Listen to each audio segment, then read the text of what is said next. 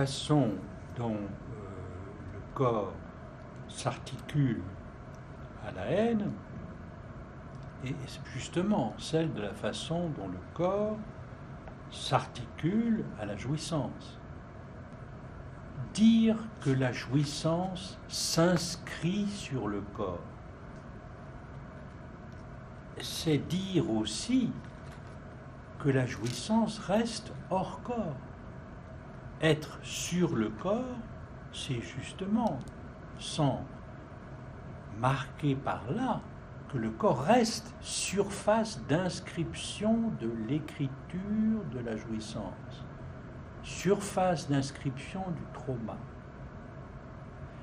Et avec, je notais ces deux modalités bien mises en valeur dans le petit texte, dans le petit livre de Jacques-Alain Miller, récemment publié, reprenant la conférence à Salvador, l'os d'une analyse, il souligne bien ce hors-corps est distinct pour les deux sexes. Pour du côté homme, localisé sur l'organe phallique hors corps, côté femme, dans le corps, mais illimité. Un corps qui ne fait pas enveloppe narcissique, le corps autre.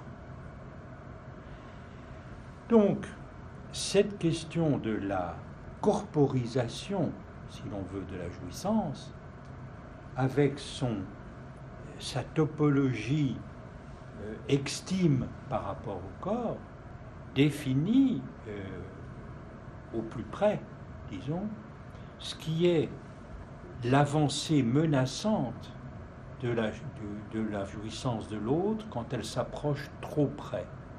Rejet et en même temps position, disons, cette position de atopique par rapport aux objets du corps. On ne peut pas transformer les objets de la jouissance de l'autre dans les miens. Alors certes, il y a des processus de mélange, par exemple, on peut s'approprier certains modes de jouissance de l'autre, mais toujours avec l'idée, tout de même si on arrive à prendre quelques objets de l'autre, que l'autre jouit différemment.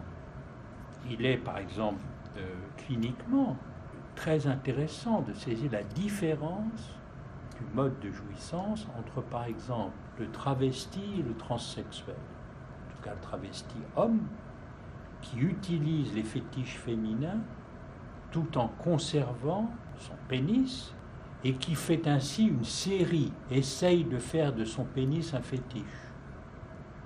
Mais il utilise les instruments de jouissance des femmes, ces instruments de fétichisme, il les utilise avec le sentiment tout de même que les femmes jouissent différemment. C'est ce qui fait que le transsexuel, lui, qui ne se fétichise pas forcément. Il y a maintenant des mannequins trans qui au contraire jouent du fétiche féminin.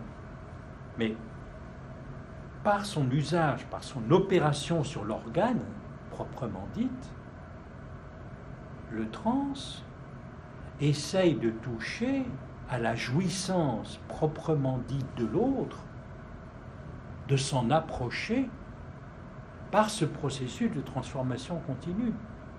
Et on voit combien chacun faisant usage différemment de ce qu'il pense être l'instrument de jouissance de l'autre, sans faire un usage, il n'y a pas plus étranger l'un à l'autre que la communauté des travestis et la communauté des trans. Du point de vue clinique, on pourrait reprendre ce point. Lorsque Lacan dit, par exemple, du côté obsessionnel, il n'y a rien de plus haut, étrangers l'un à l'autre que des sujets obsessionnels tous les deux. Et dit, exemple, les guerres de religion.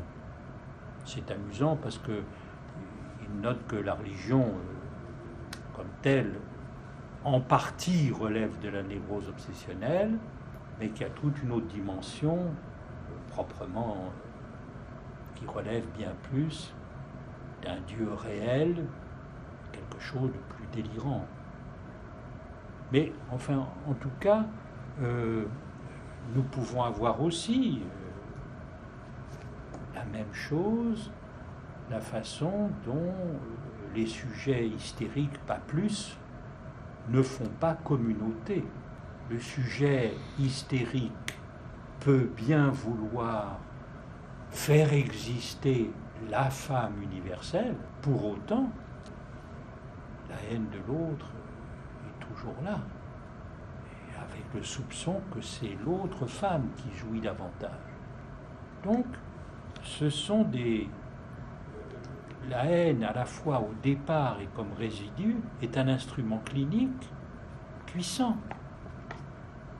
pour saisir justement les limites de l'identification, d'un traitement signifiant de la haine.